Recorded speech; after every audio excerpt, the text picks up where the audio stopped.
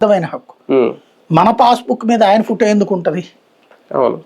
శాశ్వత భూ హక్కు చట్టం అన్నటువంటిది ఈ జగన్ సొంతమేం కాదు. నా భూమి నాకు శాశ్వత హక్కు ఆల్రెడీ. నువ్వెవడు గొట్టంగాడు మధ్యలో వచ్చి చెప్పడానికి?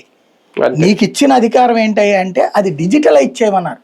ఒరిజినల్ గా చెప్పాలంటే it is a resurvey digitalisation ప్రక్రియ. అది అంటే మొత్తం భూమిని ఇప్పటిదాకా ఏంటి పేపర్ల మీద గీయడం, ఆ గీతలో తేడా సర్వేలో ఇదేం లేకుండా శాటిలైట్ పిక్చర్స్ స్టైల్లోనే ఉంటుంది. అది డ్రోన్ల ద్వారానే తీసి నువ్వు ఇక పైన ఆ డిజిటలైజ్ అయిపోయి ఉంటుంది. ఆ డిజిటల్లో నువ్వు ఈసారి బుక్ చేసుకున్నప్పుడు దాని మీద ఆటోమేటిక్గా నీ పేరు ఎవరు కొత్త కొనుక్కుంటే వాళ్ళ పేరు వచ్చేస్తుంది. ఆ ల్యాండ్ ఆ విజువలైజర్ కనబడిపోతుంది. ఇప్పుడు మీరు గూగుల్ మ్యాప్ లో కనుక మీ ఇంటి అడ్రస్ కొట్టారనుకోండి, ఇప్పుడు కొత్తగా ఉన్న దాంట్లో అయితే క్లియర్ గా మీ ఇంటి పిక్చర్ అంతా కనబడుతుంది.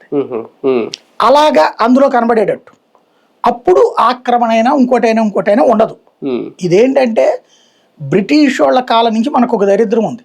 అంతకుముందు రాజుల కాలంలో జమీందారుల భూమి, ఏనాం భూమి, ఇట్లా రకరకాలు. అంటే రాజుగారు తలుచుకుంటే జమీందారికి భూమి ఇస్తాడు కొంత ఏరియా, లేదా ఒకటికి ఏనాం ఇస్తాడు. అంటే నువ్వు ఈ ప్రాంతం నీకు ఇస్తున్నాను, ఆ ప్రాంతం భూమి అంతా నీదే, అక్కడున్న ప్రజలందరి నుంచి పన్నులు కట్టించుకుని నువ్వు బతుకు. ఇట్లాంటి ఏనాం భూములు, ఇట్లా రకరకాలైన భూములు ఉన్నాయి రాజుల కాలంలో.